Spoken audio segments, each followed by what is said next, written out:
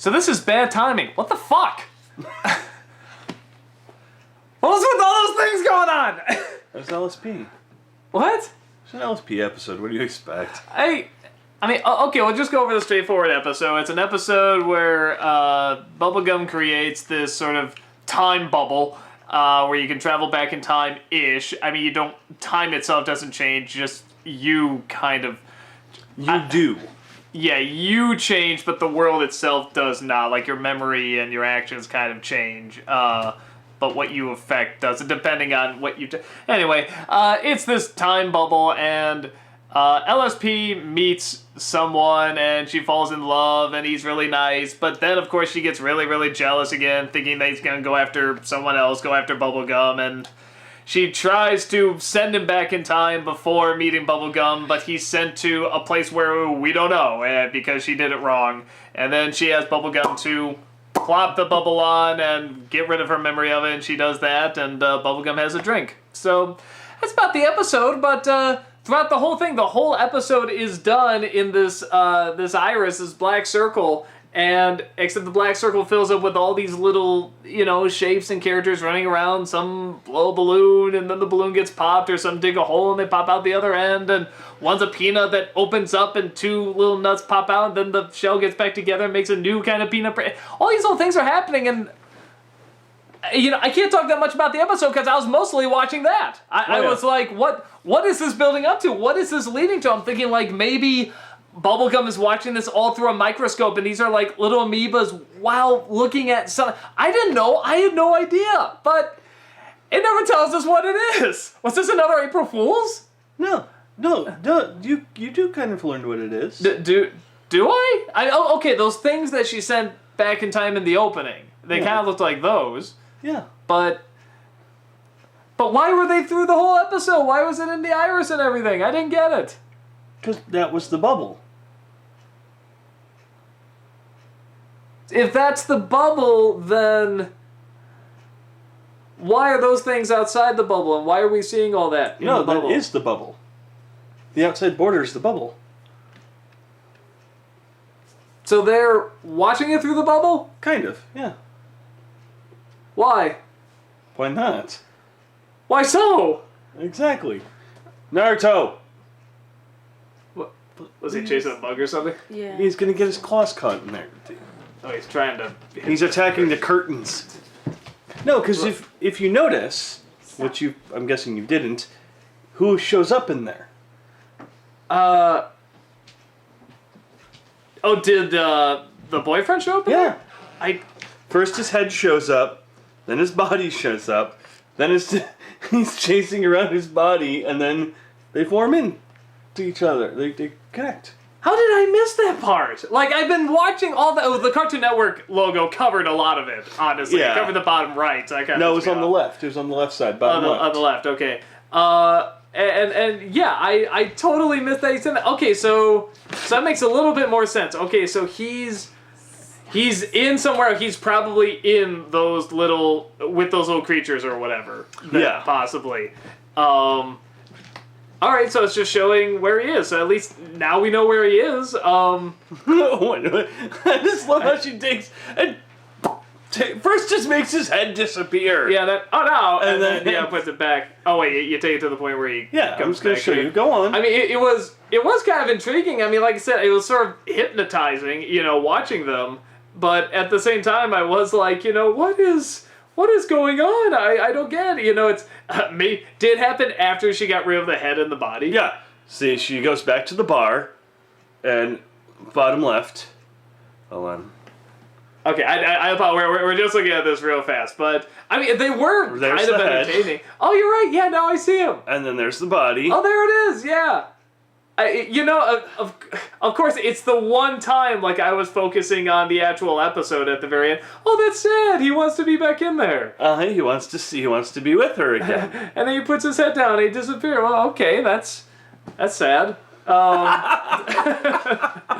one time Lumpy Space Princess actually has something good, and her stupidity destroys it. Yeah. Let's also talk about that. For one, she's all doing this nice speech, and she's like, I don't know if I can. lets a Molotov cocktail and just throws it in the window, and then the truck goes in, and then Bubblegum tells him, there's cyanide gum underneath there. Yeah. Again, just adding to her very dark ways. No, that's what you're supposed to do. Every proper military person, well, most other countries, that's what you need. Yeah, like the cyanide pills and stuff. But she's not military. She's royalty. I don't know if that's the same. Yeah, it is, pretty much. I don't know. She probably does a lot of our stuff royalty aren't supposed to do. Yeah. She does a lot of stuff probably human beings aren't supposed to do. Well, she's not a human being. Yeah, okay, fair enough. But she does a lot of things Candy is not supposed to do. Candy is not supposed to kill people. I'm sorry. Or robots. Or other candy. Yeah, I guess it is just other candy the more I think about it, and robots. But, okay, so now that I know that, that makes it a little better. Because I totally was missing that. Yeah. But if you miss that, it's very small. And, like, if you do kind of blink or not pay attention, you don't kind of notice it. Which kind of... It's extra if you pay attention, but at the same time, if you don't, you kind of lose it. And you can look at it as, well, that episode was kind of just, eh.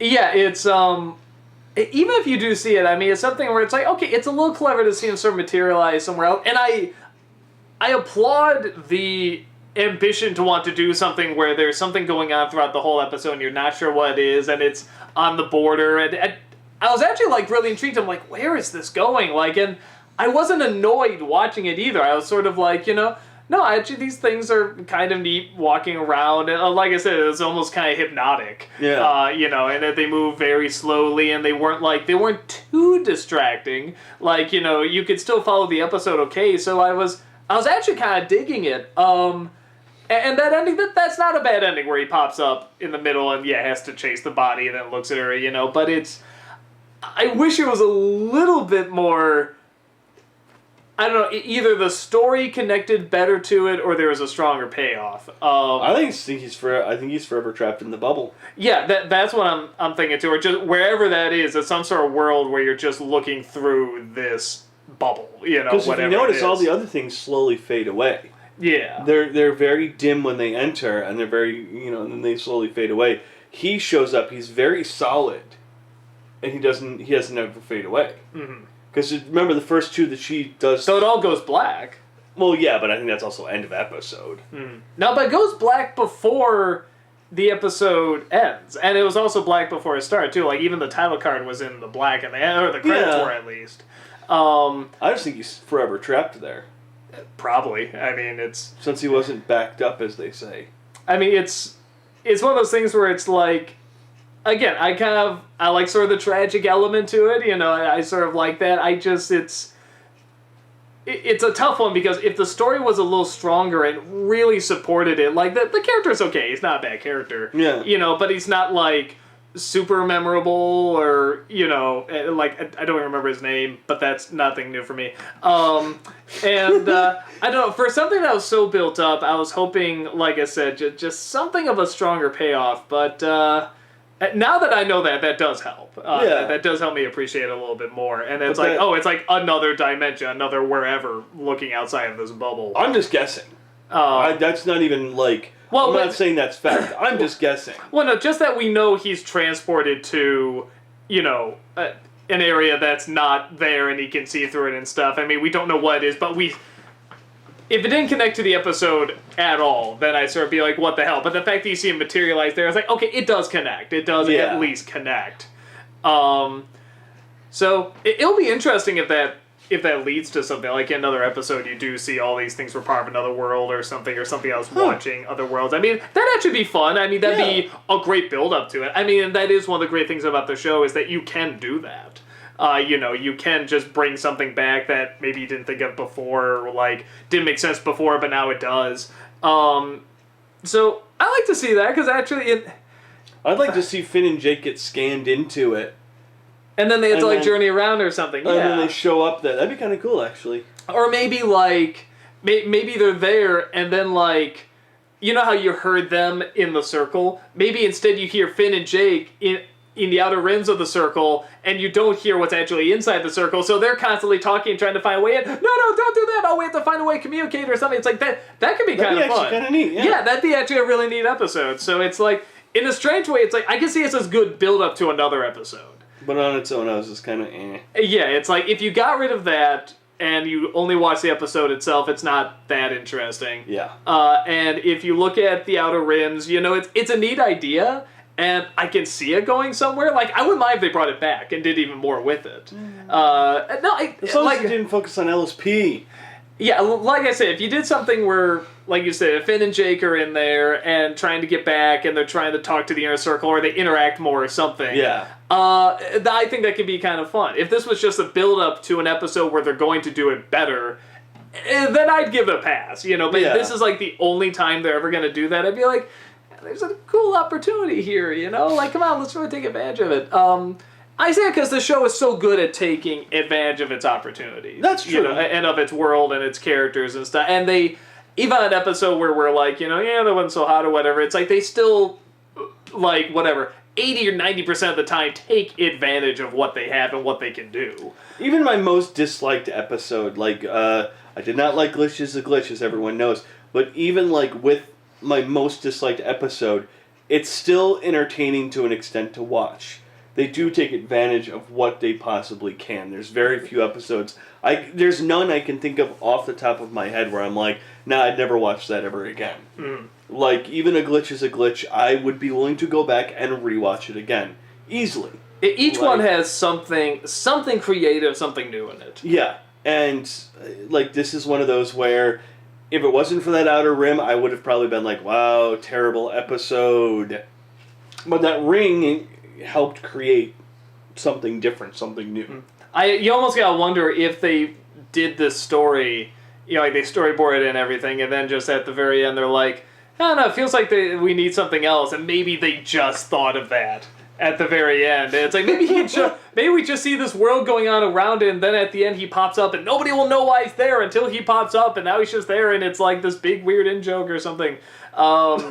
So, I mean, I can see him throwing in at the very end, but it's like, whatever the reason they put in there, it's like, like I said, even though this one I thought was meh, it's like, I wouldn't mind seeing another one where they explore it even more and they have even more fun with what they can do with it. Yeah, that would be interesting. Yeah, so, yeah, hopefully we'll see another one with it, and they'll do even more stuff with it, but, if not, yeah, it could have been a lot stronger, it could have done a lot more with it.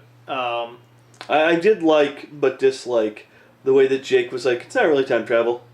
And PB's getting all upset. Ice King did it better. Yeah. I thought that was funny, but I'm like, dude, you're being a jerk. But you're funny. I like how it's like he's kind of right. I mean, it's like, it's not really... It's time travel. It kind of is, but it kind of isn't. I don't know, like, time travel is like, you know, literally time itself goes backwards. Here it's just like the people so it has go to be backwards. Going backwards. It can't be forwards. Well, no, but time itself. Well, I guess... time travel, it is the person traveling. But that's true. Well, that's kind of the thing. Whatever is in this bubble is changing its time, while everything else around it is not. Yeah, I guess that's kind of true. Think about what she did with LSP. LSP literally traveled back in time to where she was before all of this happened.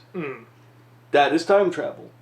She had no recollection or anything that happened after that. I always love those ones where it's like they travel in time, but like they're in the middle of space. It's like, yeah, well, the Earth rotates. That's what I want to see at some point in time, where like someone materializes halfway through someone else. No, somebody did that, and I can't remember what, but they were like floating in space, and like, and like whatever, they make another wish or something, or they time travel somewhere back where they were, and it's like, well, yeah, the Earth rotates, you know? Yeah.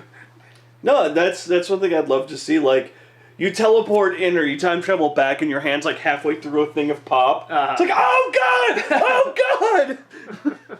That would be funny to me. Suffering people make me laugh. Especially through time travel. Let's make that happen. Our sick, disgusting time travel story. And we'll have an outer rim of, you know, things going on. And except what? Brad. His name was Brad. Brad was the boyfriend that she that left him. So what's this guy's name? What was his name? You're asking Johnnie, me? Ugly Johnny. Johnny. Now Johnny. Ugly Johnny. Ugly Johnny. Yes, that's right. But he wasn't ugly anymore. That's my LSP impersonation. I know a woman does the voice, so I know I'm not going to be able to that's do it. Pendleton Yeah, Ward. that was the joke, you ass. How is that a joke? Because You're just I'm making getting it sound like it's a wrong. woman. No, but that's the joke. Okay? No, it it's is not a a joke. joke. It Are is you a calling joke. Let's Pendleton wave our Ward a hands a little girl? bit more. What? Are you calling Pendleton Ward a girl? You clearly don't get the joke. I'm not going to explain it to you. Because there's no joke! There is a joke. Where's the punchline? And don't just punch me, because that'd be a stupid joke as well. It'd also be a stupid ending.